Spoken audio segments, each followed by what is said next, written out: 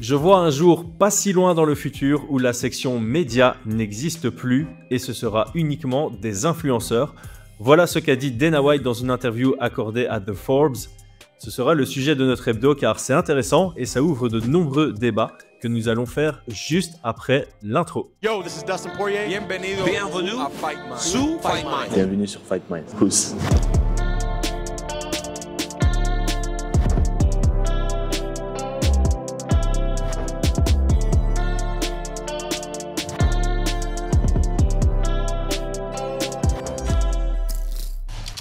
Paris sur le MMA avec Unibet. Quelle sera l'issue du combat? Une soumission? Un KO? Paris sur l'appli numéro 1 avec Unibet.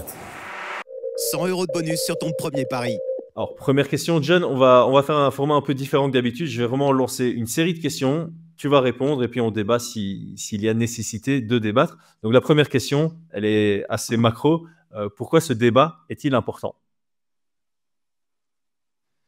Il est important parce que, en fait, c'est la quantité d'informations qu'on peut recevoir et la qualité d'informations qu'on peut recevoir qui peut changer. Et sachant que c'est parfois un milieu assez opaque, ça peut avoir des très très grosses conséquences. Voilà. En résumé, ouais. Moi, il y a un autre élément pour lequel je trouve que le débat est assez important aujourd'hui, c'est qu'il est essentiel d'évoluer avec son temps. Peu importe le business, peu importe le métier. Si on va 25 ans en arrière, je pense qu'au moment où Excel a été développé, je pense que tous les comptables ont dû s'habituer à ça et s'y mettre parce que sinon, tu continues à mettre beaucoup de temps, à perdre du temps et du coup à vendre tes services beaucoup plus cher et les autres comptables, ils allaient vendre ça moins cher et tu allais perdre tous tes clients. Et je pense qu'au fil des années, il a toujours été nécessaire, peu importe le business, peu importe le métier, d'évoluer avec la technologie, d'évoluer avec les nouvelles directions que prennent le monde. Et donc, voilà, pour avoir travaillé à la télé, je sais que le cœur des craintes et des projets aujourd'hui, c'est de se digitaliser, de se moderniser par rapport à ce qui évolue. Et d'ailleurs, je pense que dans beaucoup d'entreprises, même dans les assurances, il y a un département aujourd'hui qui s'appelle le département de digitalisation. Je passe à la deuxième question. Penses-tu que ce que Dana White a annoncé, bon, je pense qu'il savait que ça allait faire le buzz, est-ce que c'est une simple provocation ou c'est une véritable vision du futur qu'il a pour les médias par rapport à l'UFC? Non, on en parlait en off. Ce que moi je pense, c'est que c'est une prophétie autoréalisatrice. Donc en fait, je vais t'expliquer un petit peu plus, rentrer un petit peu plus en détail. Et pourquoi est-ce que je le pense? C'est que d'une part, je pense que Dana White a raison. Je pense qu'il a raison sur le fait que de plus en plus les médias en ligne, que ce soit des créateurs de contenu, des médias indépendants, quand je parle de médias indépendants, je parle plus un petit peu de notre structure à nous, où ce sont des gens qui ne sont pas formés au journalisme, mais qui donnent quand même des informations, qui partagent quand même du contenu. Je crois que lui, dans les rêves qu'il donnait, c'était encore plus créateur de contenu dans le sens pur, type MrBeast, Logan Paul, etc. Peut-être pas exactement cela, mais plus ce style-là dont il voulait parler. Et en fait, c'est vrai que ça prend de plus en plus de place. Pour donner un exemple concret, je crois qu'il y avait je sais plus exactement c'était quoi la stat, mais c'était assez impressionnant. Je crois que en une story faite par certains créateurs de contenu, tu as plus que un prime time sur CNN. Donc, c'est sûr et certain que l'attention, ce que d'ailleurs c'est ce que tout le monde cherche, hein, c'est l'UFC vend de l'attention. Donc en fait, ils te disent voilà, nous on te propose quelque chose, on capte ton attention et en échange, tu nous donnes de l'argent. Netflix c'est pareil, des entreprises qui veulent séduire certains clients c'est pareil. Et donc au final, il se dit que maintenant l'attention est en train de shifter et c'est en train de passer beaucoup plus vers des créateurs de contenu. Pourquoi je dis que c'est une prophétie autoréalisatrice? C'est parce que je pense que c'est ce qu'il veut en fait. Voilà, sans jugement de valeur, juste pour donner des choses qui sont factuelles. En fait, Dana White copie un petit peu ce qui se passe à des niveaux plus hauts de sphère politique, parfois avec des oligarques. Maintenant, on le voit un petit peu avec Donald Trump, dont il est assez proche. De nouveau, sans jugement de valeur, juste une observation. C'est que on le voit souvent que quand des hommes veulent asseoir leur puissance, en fait, ce qu'ils font sur un pays, un organisme, n'importe, ce qu'ils font, c'est surtout essayer de contrôler l'information.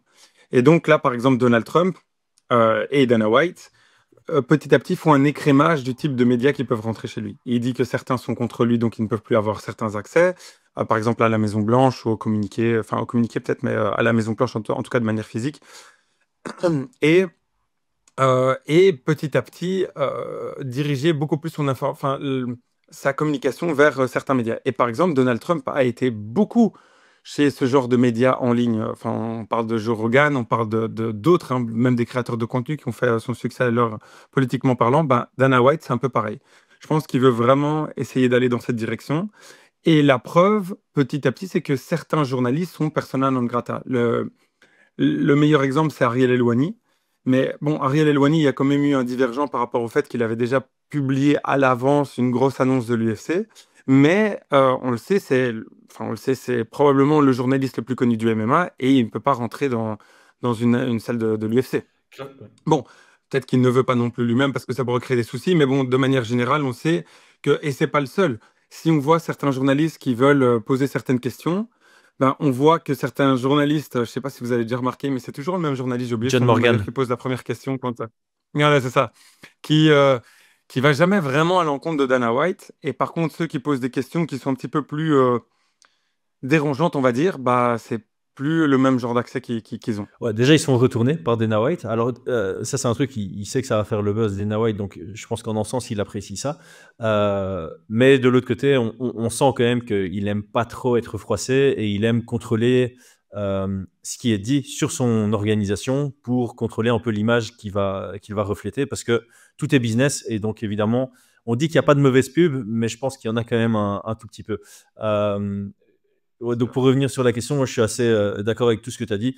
En un sens, je pense que c'est un tout petit peu de la provocation parce qu'on sait qu'il aime bien titiller les médias et ça fait du buzz. Donc pour lui, ça fait parler de sa promotion.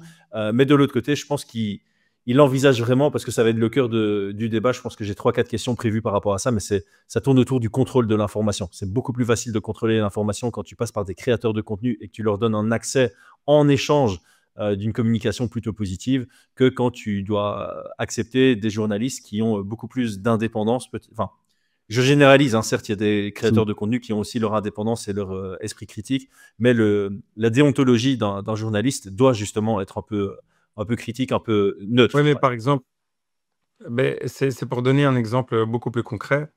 La raison pour laquelle je dis ça, on en fait partie, hein.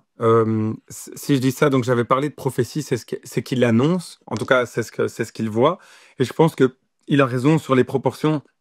On va voir, je ne crois pas du tout en la disparition des médias traditionnels, je pense juste qu'ils vont se digitaliser et prendre une autre forme, on Ouais. va dire. Mais en tout cas, cette part va diminuer, et je pense que les créateurs de contenu vont, en termes de visibilité, de vues, d'accès, etc., vont encore augmenter.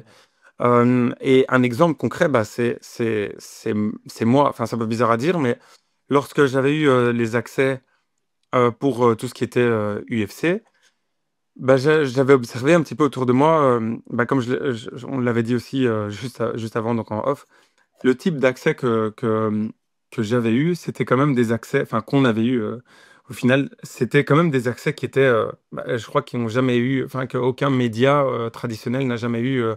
Peut-être des médias traditionnels, peut-être RMC ou des choses comme ça parce qu'ils payent les montants, mais en tout cas, euh, on avait, on était à la première loge de tout, je pouvais me balader partout et il y avait d'autres créateurs de contenu qui étaient dans les mêmes, on va dire, petits papiers de l'UFC, c'est-à-dire qu'il y avait un Mexicain qui était un combattant qui correspondrait un petit peu à Karate Bushido, mais avec beaucoup plus de vues au Mexique, donc c'est un combattant assez sérieux de ligue mineure, mais qui est devenu YouTuber et qui a des centaines de milliers, voire millions de personnes qui le suivent. Et il avait aussi plusieurs accès et partageait et montrait à quel point il était fan de l'UFC, etc. Il y avait aussi une fille qu'on a un petit peu mis de côté dans notre vlog parce qu'elle correspond peut-être pas trop à l'angle selon lequel on aimerait présenter le MMA, mais cette fille, c'était une fille qui avait peut-être 14 millions, je pense, de followers avec qui j'ai discuté, et voilà, ça se voit, qui est passionnée de l'UFC. Enfin, elle a beaucoup d'amour pour l'UFC, mais de manière plus spectacle, on va dire. Pas vraiment plus dans la technique, mais plus le spectacle. Hein, j'ai entendu qu'il s'est passé ça, plus un petit peu de drama et vouloir voir les combats. Et c'est un angle, c'est un autre angle, en fait. C'est tout à fait respectable. Chacun vient voir ce qui l'intéresse. Mais au final, elle avait vraiment des accès que je pense que personne n'a jamais eu ailleurs. Par exemple, elle faisait des photos, elle faisait des face-off avec les combattants, elle faisait des vidéos humoristiques lors de leurs entraînements, elle pouvait les voir à la conférence de presse, elle pouvait avoir tous les accès partout. Enfin, je le sais parce que enfin, on était ensemble. Et donc, du coup, je me disais, et elle continue d'ailleurs, donc je me disais, tiens, voilà, c'est clairement, si l'UFC fait ça, c'est clairement qu'il y a une demande. Ils sont pas bêtes, ils vont pas pousser quelque chose à part Power Slap dans, dans la tête des gens si jamais il n'y a pas, s'il y a pas un Voilà, intérêt. ouais. Mais je pense que cet intérêt leur En, convient. en- Voilà, en fait, c'est clairement, plutôt. il y a un genre de retour sur investissement, sinon l'UFC ne pousserait pas ça. Et d'ailleurs, dans l'interview sur Forbes, il fait la comparaison entre Power Slap. Bon, on va pas promouvoir ça ici, mais il dit que l'UFC, dans les années 2000, au moment où ça commençait à exploser, ben, il n'y avait pas ce système de création de contenu. C'était vraiment plus les médias traditionnels, et ça leur a mis une dizaine d'années à complètement exploser. Et il dit le Power Slap, en fait, ce qu'il a fait entre 2001 et 2011 pour l'UFC, il l'a fait en 2 ans avec le Power Slap, notamment avec ses stratégies de beaucoup plus Ouais, travailler avec des créateurs de contenu qu'avec des médias traditionnels. c'est ça. Et par conséquent, ça lui coûte moins cher parce que, comme tu l'as dit, en prime sur CNN, ou j'imagine en prime, si tu veux faire une pub pendant la finale du Super Bowl, c'est un tarif qui est énormissime par rapport à ce que tu peux investir dans les créateurs de contenu, même très réputés et très suivis. Donc ça fait une bonne Ouais, transition ça. vers ma prochaine question qui est, selon toi, de manière générale, hein, pourquoi les créateurs de contenu ont-ils pris une telle place ouais, on va se concentrer sur le MMA. Donc pourquoi les créateurs de contenu ont-ils pris une telle place dans le MMA aujourd'hui? Je pense que pour plus de raisons. Donc déjà, il y a c'est cause des conséquences, hein. C'est l'un nourrit l'autre et l'autre nourrit l'un. Enfin, je sais pas si vous allez comprendre, mais en gros, c'est que c'est un sport qui est assez simple en fait. C'est-à-dire que depuis toujours, on se pose toujours la question, on se dit qui c'est. J'entendais encore, je crois que c'est Nicolas Haute qui l'avait dit sur Click. C'est tout à fait vrai. C'est qui court le plus vite, qui saute le plus loin, etc. Et au final, il y a toujours la question qui est le plus fort. Et pour la première fois, enfin pour la première fois, non, mais on va dire, c'est vraiment de l'art, on va dire, parce qu'avant il y avait les gladiateurs et c'est vraiment primaire en fait. C'est que on veut voir qui est le plus fort et en respectant certaines règles, par exemple de poids. Mais on se dit quelle est la personne la plus forte au monde et au final, je crois que si tu prends n'importe quel autre sport de combat par rapport au MMA, bah, dans la grande majorité des cas, le MMA va gagner parce qu'il est extrêmement complet. Donc, si tu prends juste un boxeur contre quelqu'un qui fait du MMA, donc au final, le MMA devient un peu le symbole de ce truc-là, de qui est le plus fort. Donc, il y a une partie spectacle qui est liée à tout ça, enfin, sportive et spectacle. Donc, ce qui fait que ça a un attrait, un peu comme on l'a toujours eu, comme ce que je donnais comme exemple, comme Rome à l'époque antique, quoi. Donc, dire, voilà, on a envie de regarder tout ça. Et ce qui fait que euh, n'importe qui, avec n'importe quel niveau de connaissance, peut regarder ce sport et peut en profiter, entre guillemets. C'est-à-dire que tu peux mettre ma mère devant, elle peut te dire, bon, bah, j'ai l'impression que c'est lui qui gagne sans connaître les points. Elle en a l'impression et elle passe un bon moment. Alors que d'autres sports comme le football américain, bah, si tu connais pas les règles, c'est très compliqué à suivre. Et encore, avec toutes les stratégies qu'il y a derrière, etc., c'est vraiment pas C'est vrai, facile. c'est vrai. Donc, donc c'est vraiment un sport qui est à tous les niveaux simple, c'est-à-dire que tu peux le prendre depuis le corps central, t'as jamais vu ça et tu peux le comprendre à ta manière, jusqu'à voilà faire des analyses aussi poussées que ce que tu fais avec Oui. Brian et de dire voilà on comprend ce sport d'une autre manière et on l'apprécie d'une autre manière que simplement du spectacle. Donc ce sont deux univers qui sont des univers en soi du divertissement. Il y a la partie sportive, mais vraiment divertissement au centre. Et donc, du coup, quand tu as autant de gens qui suivent une personne et cette personne montre des émotions lorsqu'elle regarde quelque chose, t'es intrigué.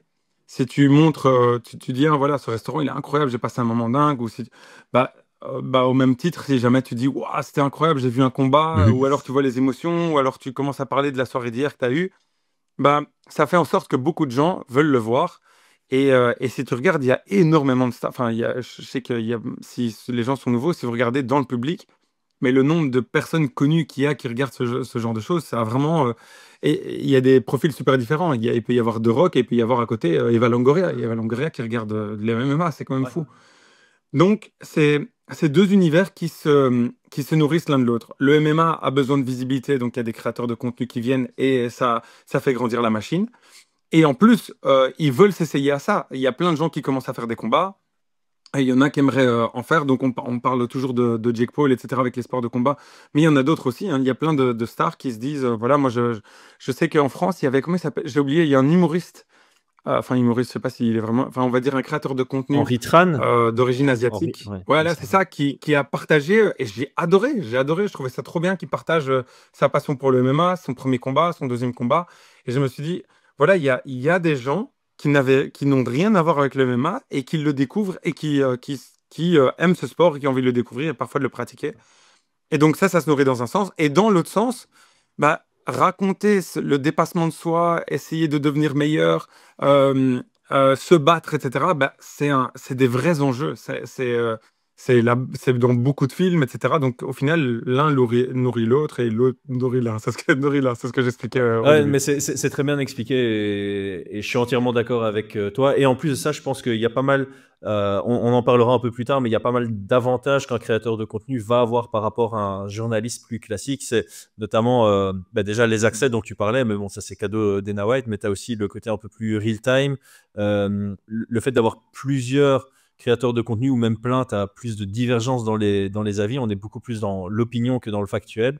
Ce qui plaît aux gens, hein. Ouais. On sait que maintenant le débat plaît davantage à l'information. Euh, et je crois que le gros point aussi, Et en fait, le truc pour moi, le gros point. Pardon, je t'ai interrompu. Vas-y, c'est vraiment mon je t'en dernier, prie. le gros point, c'est qu'aujourd'hui, je pense que les gens s'attachent plus à la personnalité qu'à l'information. Donc tu vas t'attacher à la Exactement personnalité ça. qui te Ouais, le traite point. l'information plutôt qu'à l'information Mhm. comme telle. Évidemment, la combinaison des deux, c'est ce qui frappe le plus. Donc si tu as une chute, enfin si tu trouve sur YouTube une chouette personnalité qui, en plus de ça, traite l'information comme tu souhaites l'acquérir, bah là, tu as, t'as tout à gagner.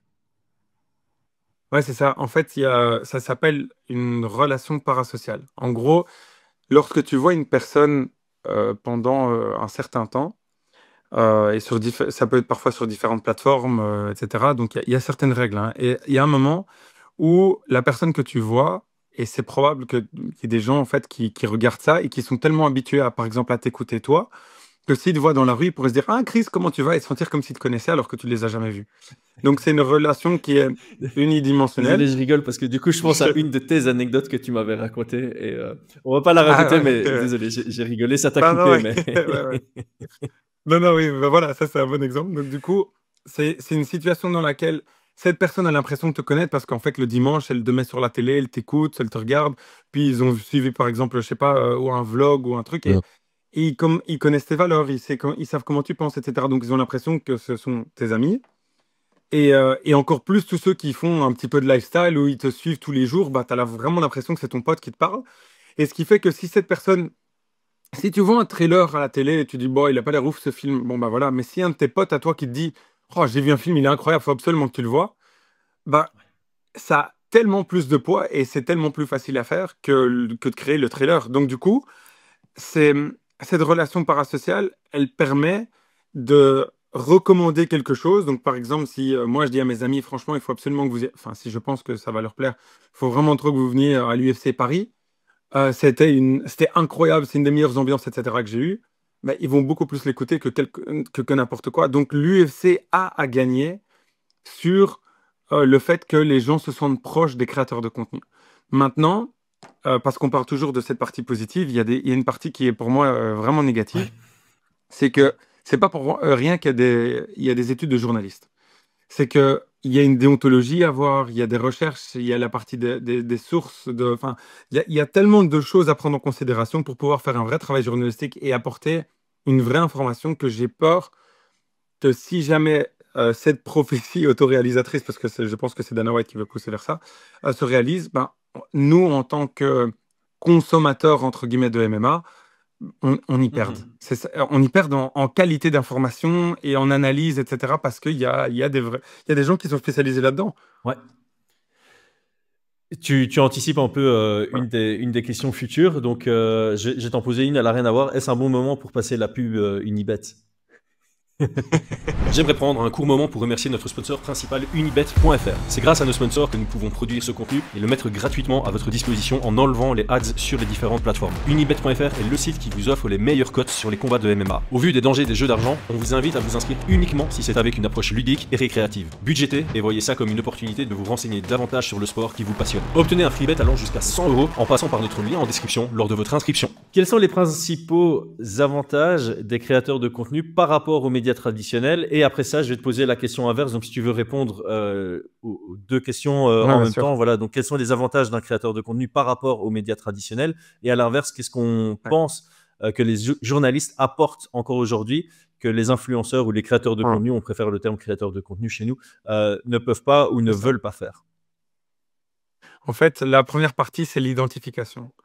Le fait que toi, tu regardes une personne et que tu t'identifies à cette personne, soit par rapport aux valeurs, de dire, ah ben voilà, j'aime bien parce que cette personne, elle a l'air honnête. Quand elle parle, je sens qu'elle dit la vérité, c'est pas un vendu, ou enfin, je dis une bêtise, non?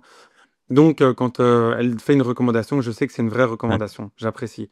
Deux, ça peut être, j'en sais rien, la qualité de son travail, son humour, sa personnalité, enfin blablabla, font qu'en fait, surtout au plus, le succès, souvent en ligne, dépend souvent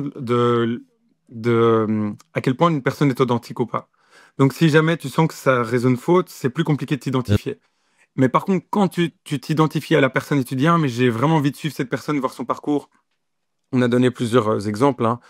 Euh, en MMA, par exemple, Paul Denard. Paul Dena, on l'a nommé plein de fois. Bah, c'est un bon exemple, c'est que les gens se disent, ah bah ça pourrait être moi, j'ai envie de suivre son parcours, je me demande ce que ça peut donner une personne qui fait telle chose sans devoir le faire toi-même.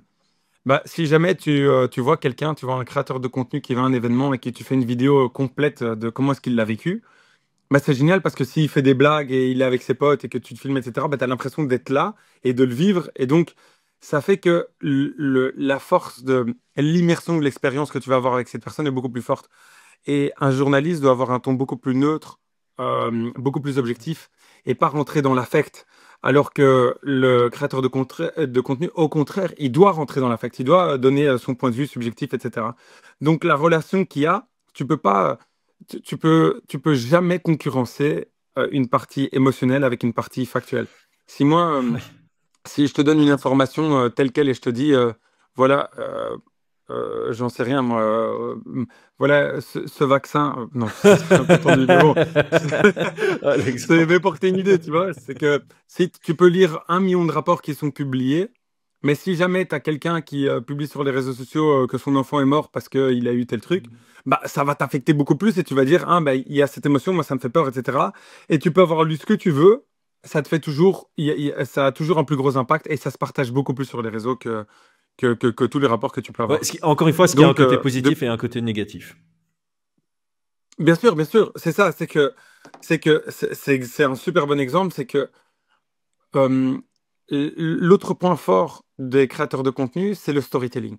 C'est de pouvoir te prendre par la main et te raconter une histoire. Et c'est parfois des histoires de, voilà, je suis riche, regarde ma vie. Ou parfois, ça peut être, non, en fait, je suis comme toi et regarde, regarde tout ce que je vis, c'est trop cool. Je vais faire en sorte que tu puisses le vivre Ouais. avec moi. Je dis une bêtise, hein.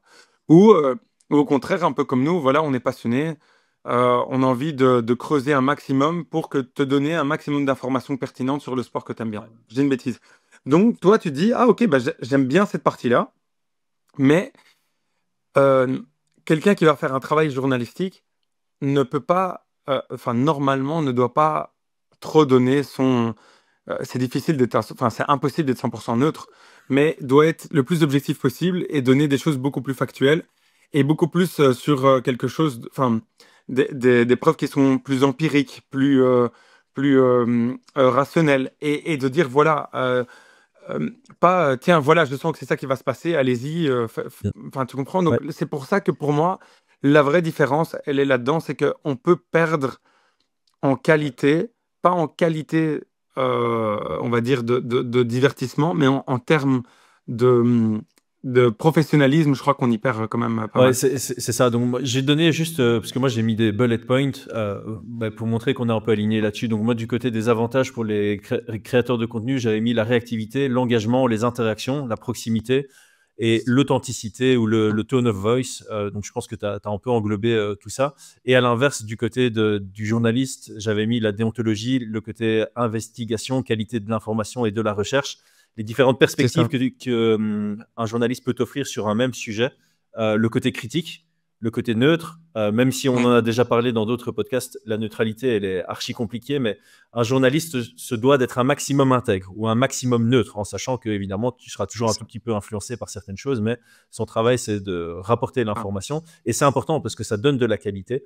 Il y a aussi un côté, dans le cas de l'UFC, prise de recul et indépendance, qui, selon moi, sont importants. Tu as besoin d'avoir plusieurs angles, plusieurs opinions différents qui sont pas qui sont pas influencés par le fait que un créateur de contenu va avoir accès. Et pour continuer à avoir accès, il doit continuer à caresser dans le sens du poil. Et moi, je pense justement que même en tant qu'entreprise, c'est important d'avoir des journalistes qui vont de temps en temps te rentrer dedans avec des critiques constructives parce que ça va te permettre de faire évoluer ton business.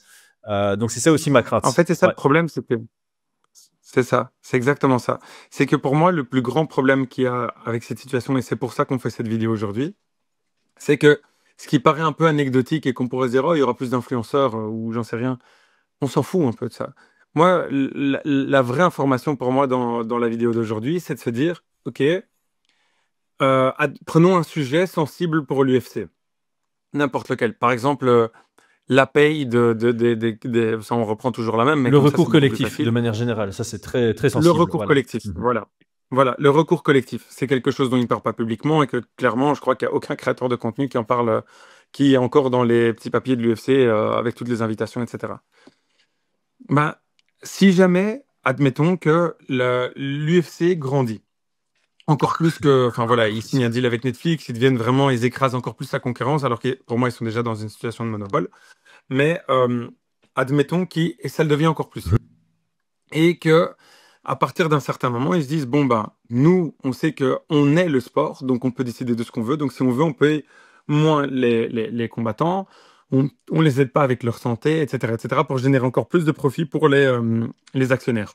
Bah, si jamais il y a que des yes men et des créateurs de contenu qui viennent et qui disent, ah, c'est génial, l'UFC, regardez tout ça.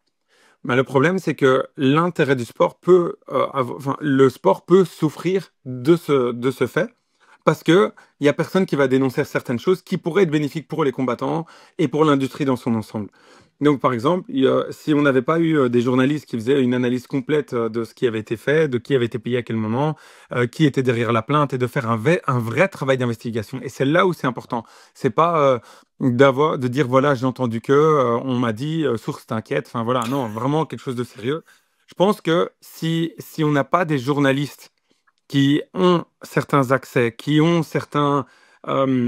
euh, certaines accréditations pour pouvoir traiter tous les sujets qui semblent intéressants et faits de manière responsable et professionnelle, je pense que c'est le sport dans son ensemble qui peut en pâtir et c'est pour ça que je pense que c'est pas positif si jamais ça disparaît complètement. Exactement. Je pense que le fait que ça diminue, voilà, c'est une question d'intérêt. Mais par contre, ça ne peut pas disparaître parce que sinon, on a un vrai souci. Ben, je te rejoins à 100% et on va se diriger, enfin notre débat va se diriger un peu là-dessus sur l'avenir, quelle est peut-être la bonne proportion. Avant ça, je pense qu'une question importante à se poser, on y a déjà un tout petit peu répondu, mais ça nous permet d'approfondir un peu ce sujet, c'est est-ce qu'on peut vraiment avoir un regard objectif sur un sport quand on dépend directement des organisations pour avoir accès au contenu et aux combattants? Parce qu'en tant que créateur de contenu, bah, forcément, tu vas créer un meilleur contenu si tu as des meilleurs accès. Mais si en étant trop objectif ou trop critique ou trop négatif, on t'enlève les accès, bah, toi, tu peux plus créer ton contenu sur un sport qui te passionne. Donc, il y a ce côté rester en bon terme en échange d'avoir des accès. Ça peut limiter la capacité à poser les questions dérangeantes ou à couvrir les sujets sensibles comme tu viens de le dire. Est-ce que tu penses que c'est possible, En plus, ça? Oui, non, c'est pas possible. En fait, en gros, le problème, c'est que comme tu es dans une situation où l'UFC a le monopole, on va dire sur le sport, Oui, bien sûr, tu as l'ARES, enfin, le PFL et tout ce que tu veux, on est Mhm. d'accord. Mais 95% de l'attention du MMA, c'est l'UFC. Donc, le problème, c'est ça, c'est que en tant que fan du MMA, si jamais ça se passe pas bien avec l'UFC, tu n'as pas d'autres options. Tandis que si jamais l'UFC, ça se passe pas bien avec un créateur de contenu, c'est pas grave, ils en Ouais. choisissent un autre. Donc, la relation est disproportionnée et le pouvoir est clairement dans les mains de l'UFC. Donc, si jamais toi, on te dit, voilà, on voit que tu es un fan de MMA, tu as été vraiment, enfin, tu as fait beaucoup pour donner de la lumière à des personnes qui n'y connaissaient rien. Viens, on t'invite et on va te donner certains accès, rencontre telle ou telle personne et telle chose. Admettons que ça se passe bien. En plus, comme tout le monde sait que tu es fan et que tu aimes bien, ça fait encore plus de vues. Tu fais des photos avec, j'en sais rien, Dustin Poirier, avec Charles Oliveira, comme ça au Au hasard. hasard, hein, au hasard, bien sûr. Au hasard. Imagine, tu fais tout ça et à un moment donné, on te dit, euh, je dis un truc, ne parle pas de tel sujet ou ne fais pas telle chose. Enfin, en fait, on te le dit même pas. C'est que tu sais que vaut mieux pas en parler parce que bon, s'ils voient ça, c'est vraiment pas top. Tu sens que tu leur mets un couteau dans le dos, etc. Donc, ça crée une situation où c'est même pas nécessaire de le dire. Les créateurs de contenu savent qu'il vaut mieux pas parler de certaines choses parce que sinon ils n'ont plus cet accès qui va pouvoir venir alimenter tant leur feed, etc., etc. Donc ça fait que, enfin, leur feed, leur réseau, l'histoire, le narratif, enfin tout ce que tu veux, tout ce qu'ils ont, tout ce qu'ils ont toujours fait. Donc c'est très compliqué pour même le créateur de contenu, même s'il a envie en parler, il n'a pas d'option, il ne peut pas. Sinon il y a tout qui tombe. Et c'est même pas que l'UFC a dit quoi que ce soit, il n'y a aucun message de l'UFC qui va dire, ah oui, faudrait pas que tu parles de ça. C'est juste, cette personne va dire, bon, ben là maintenant, si jamais je parle de ça, c'est possible que je sois pas invité à tel événement. Et puis si je suis pas invité à tel événement, ils vont peut-être inviter quelqu'un d'autre. S'ils invitent quelqu'un d'autre et la personne fait quelque chose de bien, ben j'ai plus ma place et ça sert Ouais. à rien. Donc c'est compliqué. Donc c'est très compliqué. Ouais, et donc, ça m'amène à la question suivante qui est primordiale dans ce débat, c'est si on supprime tous les journalistes, vraiment le cas extrême, Ouais. on a clairement, on élimine toute critique du système. Donc, il y a un contrôle abusif du narratif, on étouffe tous les abus et toutes Mhm. les controverses. Et je pense qu'à long terme, en fait, c'est ça mon espoir, c'est qu'à long terme, Dana White doit se rendre compte que c'est négatif pour l'industrie. En fait, je pense qu'il pense la même chose, c'est que je pense que lui, il se dit que dans son cercle proche, et au plus il a de contrôle, au mieux c'est. Enfin, cercle proche, je parle de son organisation et de tout ce qui gravite autour.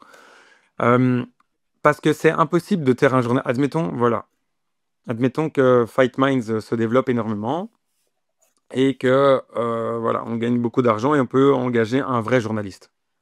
Quelqu'un qui a fait ses études là-dedans, qui est très spécialisé dans le sport. On va dire Herbinet, je dis une bêtise. On l'engage et lui, on lui dit, voilà, tu es en charge d'un nouveau format, tu es en charge d'un format d'enquête. Bah, c'est possible pour lui, avec tous les contacts qu'il a, par exemple sur un truc en France, comme ça c'est encore plus facile à l'imaginer. Bah, avec tous les contacts qu'il a, c'est possible qu'il arrive à avoir des informations, qu'il arrive à avoir ses sources, etc., qu'il n'ait pas besoin de l'UFC et qu'il arrive à publier tout ça. Et nous, en soi, on arriverait à survivre sans aucun problème si on n'avait pas l'appui direct de l'UFC. Tant mieux si on l'a, parce qu'on aime l'UFC. Voilà, c'est pas une critique de ça, c'est plus, voilà, c'est exactement ce qu'on est en train de faire là maintenant, c'est de donner un avis le plus neutre possible, le plus professionnel sur une situation et en se disant attention, ça peut être mauvais pour le sport dans son ensemble. Ouais. C'est tout. Donc ici, c'est possible encore de partager ce type d'informations. C'est pas impossible. Mais si jamais il ne peut plus être sur place, ne peut plus réseauter, ne peut plus avoir un contact avec certains combattants, etc., parce que on dit voilà, si tu vois Herbinet et qu'on te voit dans une de ses interviews, alors on t'aide pas là-dessus, on te met à vos combats, etc., bah, ils ont aussi une main mise sur les combattants.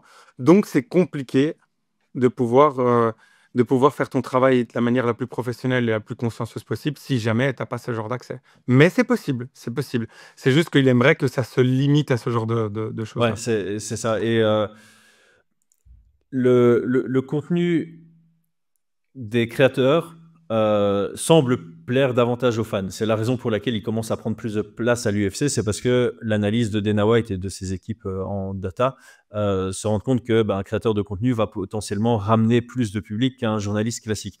Donc Je suis convaincu ouais, par ça. Hein. Je suis sûr et certain que c'est vrai. J'ai aucun doute. mais de ce côté, ça devient un contenu qui est plus divertissant que informant.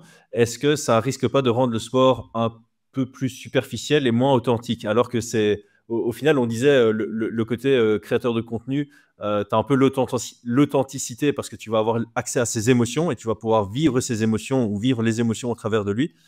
Mais au final, si on n'a que ça, on risque d'avoir un côté plus superficiel parce que il faut parler positivement pour continuer à avoir les accès. Et de l'autre côté, il faut que la création de mon contenu soit divertissante et pas spécialement 100% informative. C'est un risque aussi. C'est un risque, mais le seul truc qui me rassure par rapport à ça, c'est que le motto, entre guillemets, de l'UFC, c'est on fait combattre les meilleurs contre les meilleurs. Ouais. Donc, si jamais ça devient trop spectacle, ils peuvent perdre cette image qui est quand même leur marque de fabrique. Donc, pour moi, les meilleurs des meilleurs, en soi, ce serait plus sans objectif réellement pécunier, monétaire, ce que tu veux, c'est les JO. Mais l'UFC se trouve un peu dans un entre-deux, c'est-à-dire que c'est pas la WWE, mais ils doivent trouver un truc où ils se disent, voilà, on a quand même les meilleurs, mais c'est les meilleurs qui vendent. C'est ça le truc, c'est que je pense qu'on pourrait en parler, ce serait intéressant d'en parler une fois, c'est euh, le nombre de fois où j'ai entendu certaines personnes dire qu'il y a des monstres au Caucase, dans d'autres fédérations, etc., qu'on ne prend pas parce qu'on sait que ça ne vend pas. Bah, c'est juste que ça convient, enfin, on en prend certains, hein, mais pas à la hauteur de tout ce qu'il y Ouais. a. Mais c'est ça, c'est que tu te dis, je pense qu'ils doivent maintenir cette aura, ce narratif, etc. Mais aussi tout en pensant à la partie divertissement. Et franchement, objectivement parlant, on s'en plaint, mais il y a des moments où on a quand même vibré de manière incroyable à certains combats où on se disait, bon, on sait que c'est pas mérité, mais on aime bien qu'ils le fassent quand même, tu vois. C'est clair. Je vais pas mentir, il y a eu des moments, maintenant je sais pas exactement lequel, mais je me disais, bon, normalement ça devrait pas être lui, mais ça me fait quand même plaisir de voir ce combat, tu vois. Oui, non, c'est sûr. Et Mais voilà. en fait, ce que tu dis, ça rejoint un peu. On va tout doucement arriver vers la conclusion, mais on a encore pas mal de questions. Mhm. Mais on a un peu besoin des deux, parce qu'au final, tu as le côté, comme tu dis, le C'est motto ça. de l'UFC, c'est les meilleurs qui s'affrontent, et donc c'est plus le côté journalistique qui va supporter ça. Et par contre, le côté plus divertissement du sport, ça va être plus supporté par les créateurs de contenu. Est-ce un bon moment pour rappeler que nous sommes ambassadeurs OCO? Nous sommes fiers d'être ambassadeurs de la marque OCO Europe. OCO produit des gourdes filtrantes éco-responsables. Le filtre OCO traite l'eau pour la purifier et la rendre saine à la consommation. Polluants, pesticides, métaux lourds, mauvaises bactéries et autres contaminants sont efficacement filtrés. Cette gourde vous permet d'avoir accès à de l'eau de qualité à portée de main et même lors de vos voyages. La gourde de 650 ml est à 63 €, celle de 1 litre est à 69 €. Dans les deux cas, vous avez un filtre offert de 400 litres. Votre litre d'eau est donc à 17 centimes. Et oui, ça vous fera faire de sacrées économies, surtout sur le long terme. Une fois la gourde amortie, vos filtres pour 400 litres sont à 30 €, soit 7 centimes le litre. Et grâce à notre affiliation, vous avez encore 10% de réduction sur votre première commande avec le code FMOCO. Moins cher, moins de déchets, plus de facilité, plus sain. Rendez-vous en description pour le lien vers le site OCO Europe. Soutenez notre chaîne tout en mettant une priorité sur votre santé et celle de vos proches. C'est un très bon moment, très très bon moment. Et d'ailleurs, ça c'est un bon truc, c'est que tu fais une super bonne transition parce que vraiment, là, moi, je recommande vraiment Oko. Je l'utilisais avant qu'on ait quoi que ce soit avec eux. Donc vraiment, si l'eau, c'est vraiment un truc que je pense qu'on devrait faire beaucoup plus attention, surtout pour tous les sportifs, etc. et tous les gens qui font attention à leur santé. Et c'est un vrai filtre. C'est un vrai filtre. Ouais, information filtrée du coup. Non, pas filtrée, mais l'eau est filtrée. Je vais y arriver. Non, non, uncensored. Ben voilà. À l'inverse, est-ce que donc on a parlé du fait que les créateurs de contenu commençaient à prendre de plus en plus de place. Mhm. Il faut aussi se poser la question par rapport aux journalistes, parce que comme je le disais dans ma première réponse, je pense que tout métier, tout business doit se remettre en question et doit évoluer avec son temps. Est-ce que les journalistes sont pas en train de perdre un peu de place parce que ils perdent l'impact en restant trop rigides ou en s'adaptant moins aux nouvelles tendances ou aux nouvelles attentes des fans? Mhm. Et ils restent peut-être trop sur leur Non, ligne directrice du c'est métier. leur boulot. C'est leur boulot. C'est leur boulot. Tu peux pas. Pour moi, journaliste, c'est ce qui doit se rapprocher le plus possible, tendre le plus possible vers un certain idéal qu'ils n'atteindront jamais. Et donc, si jamais tu te dis non, mais en fait, ça vend pas assez, il faut qu'on aille de l'autre côté, pour moi, c'est plus tendre vers ça, tu vois. Donc, pour moi, il doit y avoir un écosystème. Il doit y avoir un écosystème où tout le monde arrive à cohabiter. Tu vois, il doit y avoir, voilà, c'est pas du tout ce que je consomme ou ce qu'on consomme et voilà, mais il doit y avoir cette fille qui fait du OnlyFans et qui ramène des gens. Il doit y avoir des médias comme Fight Minds et comme La Sœur. On l'a dit plusieurs fois, tu vois, c'est complémentaire. C'est pas, on parle pas au même public. Et au final, tu dois te dire, voilà, moi, enfin, dans cet énorme gâteau qu'est le MMA, il y a de la place pour beaucoup de monde qui font des choses très différentes. Et si on peut le faire en sorte que le gâteau grandisse et grandisse, c'est beaucoup mieux. Donc, pour moi, ce qu'il faut pas, c'est de dire, OK, on prend des parts plus importantes et il faut que celui-là il disparaisse. Et pour moi, les journalistes, surtout si on veut crédibiliser ce sport, surtout si on veut montrer, enfin, on veut que ce sport grandisse à travers le monde, il va y avoir des médias traditionnels, il va y avoir des gens comme ça qui vont se dire, bon, bah, nous, il faut qu'on puisse exister, on nous donne aucun accès. C'est pas possible. Enfin, ce sport, il faut qu'il soit légitime. Et tu peux pas. À quel moment est-ce que la FIFA dirait non, à partir de maintenant, plus aucun média traditionnel ne peut venir, il n'y a que des créateurs de contenu qui peuvent venir voir du foot. Ça marcherait pas, ça marcherait pas, ça marcherait pas. Ouais. Donc Ouais, pour et moi, c'est c'est un ça, peu c'est ça la la crédibilité du position. sport qui en dépend. Ouais, c'est un peu ça la position compliquée dans laquelle pourraient se retrouver les journalistes si Dana White va dans l'abus à vraiment commencer à les mettre de côté au profit des créateurs de contenu. C'est que un journaliste malheureusement ne va pas pouvoir beaucoup se réinventer pour plaire à Dana White. Et donc j'aime bien l'idée l'image que tu donnes du gâteau. Il y a plusieurs parts sur un gâteau et enfin toutes les parts sont complémentaires en soi. Et d'ailleurs, je pense que Dana White, il a une relation compliquée avec certains médias traditionnels parce qu'il les voit comme des obstacles plutôt que comme des partenaires. Et moi, honnêtement, comme je le disais un tout petit peu plus tôt, et c'est un peu le thème de ce podcast, un journaliste qui va émettre des critiques, ça va permettre au business de se développer. Et donc, je pense que c'est important pour Dana Mm. White ouais, de trouver la bonne proportion, mais de continuer à travailler avec certains journalistes. Et l'opportunité qu'il a là-dedans, peut-être à se dire, OK, bah, si j'augmente les créateurs de contenu, je diminue les journalistes, c'est une opportunité pour lui de garder les meilleurs journalistes. Et ça peut vachement aider. Non, mais même, je pense que franchement, il y a de la place pour tout le Ouais. monde. Il y a de la place pour tout le monde. Je crois que c'est un faux choix que de dire qu'il faut faire un choix. C'est, enfin, le sport est tellement grand et a tellement d'impact, c'est pas comme si tu pouvais dire, ah non, il faut qu'on fasse une sélection. Non, je pense que la sélection, elle est faite parce que tu te dis, voilà, il faut que je puisse avoir un contrôle maximum pour que j'ai le moins de problèmes possible dans l'organisation de mon sport, enfin, et pour gagner le plus d'argent possible. Ça, c'est ce que je pense. Parce que à quel moment est-ce que, enfin c'est ce que je dis, à quel moment est-ce que tu as entendu d'autres sports qui disent, bon, ben, on va limiter l'accès pour tel truc? C'est compliqué, c'est vraiment compliqué. Pour moi, ce qui me ferait peur, c'est plus, c'est comme je l'ai dit souvent, c'est que ce que j'aimerais, c'est que le MMA maintenant, de plus en plus, commence à devenir légitime. On le voit avec le type de personnes qui y vont. On le voit même, surtout quand tu vois que Dana White est avec Donald Trump lors de son inauguration, etc. Tu dis, OK, c'est que maintenant, c'est un sport qui commence à peser, il commence à y avoir quelque chose d'important. On le voit avec Elon Musk et Mark Zuckerberg, etc. Pas que c'est ce qu'on cautionne, mais le fait qu'ils donnent autant de visibilité au sport, ouais, c'est quelque chose de super intéressant. Donc, je me dis, si on veut que ça s'étende et que ça reste pas juste aux États-Unis, Mexique, Russie, Brésil, etc., et qu'il y ait vraiment une adoption du sport de manière plus globale, je pense que le sport devrait être plus légitime.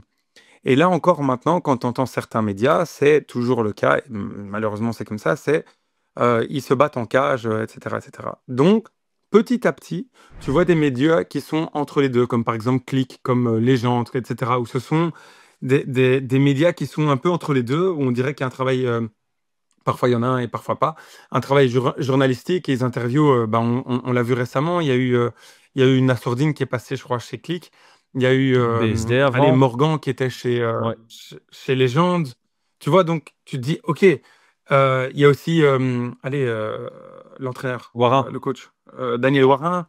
Enfin, tu vois, donc tu te dis, ils commencent à interviewer des coachs. C'est pour te dire à quel point on commence à avancer dans le sport.